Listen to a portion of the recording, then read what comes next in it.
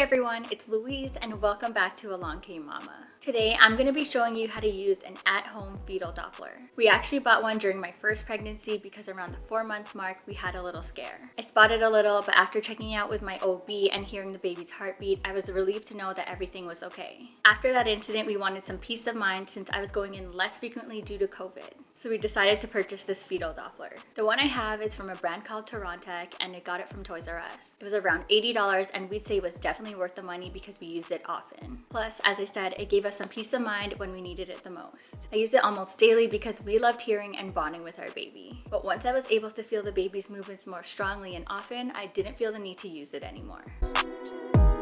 So let's go over the parts of the Doppler and what you'll need to scan for your baby's heartbeat.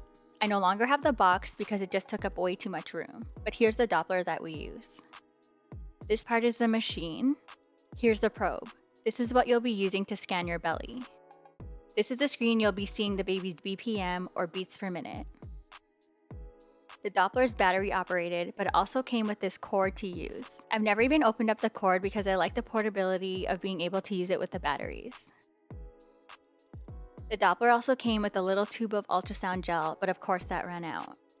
You can also use aloe vera gel instead, which is what we use. It works just the same and it's also great for your skin, so that's a great bonus. Finally, you'll need a towel or something to wipe your belly with after, because it'll get messy.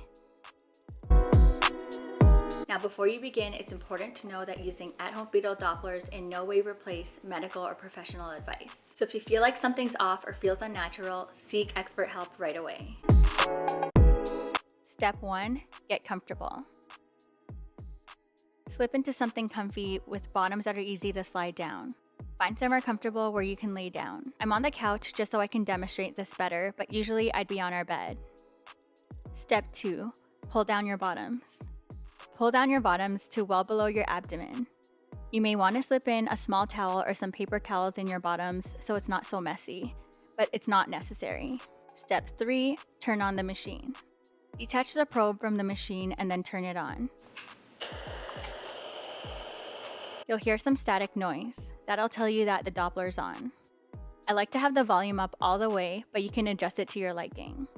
Step 4, apply gel. You can either put the gel on the probe or directly on your belly. I like putting it on the probe first so it doesn't slide around my belly so much. Step 5, scan belly. Use the probe to scan your belly. You'll want to do this slowly or else you might skip or miss it.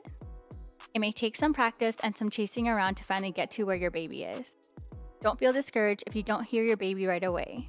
Sometimes it takes time to find the right location. Plus, they're probably moving around lots in your belly, so you'll just have to track them down. Once you hear the heartbeat, focus on the spot and listen.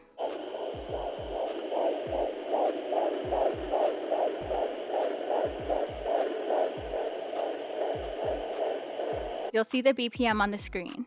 It's natural to see the number fluctuate. Step 6, finishing up.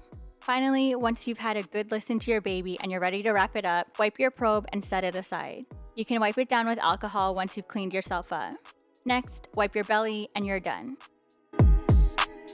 One thing to keep in mind is that you should only be using an at-home fetal Doppler after the 12-week mark and or after you heard the baby's heartbeat for the first time with your healthcare provider. This is because anytime before that, you may not be able to find or hear your baby's heartbeat, and it may cause you to stress unnecessarily. The bigger your baby gets, the easier it'll be to find the heartbeat.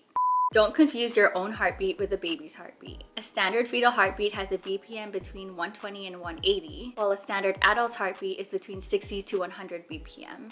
Finally, once again, I'm going to reiterate the fact that using an at-home fetal Doppler doesn't replace expert advice. Always seek medical or professional help if you ever feel like something's off. I hope you enjoyed this little tutorial of how to use an at-home fetal Doppler. Stay tuned next week for another brand new video. In the meanwhile, don't forget to like, comment, subscribe, share, follow me on Instagram, Along Came Mama, and all that good stuff. Thanks for watching and see you soon.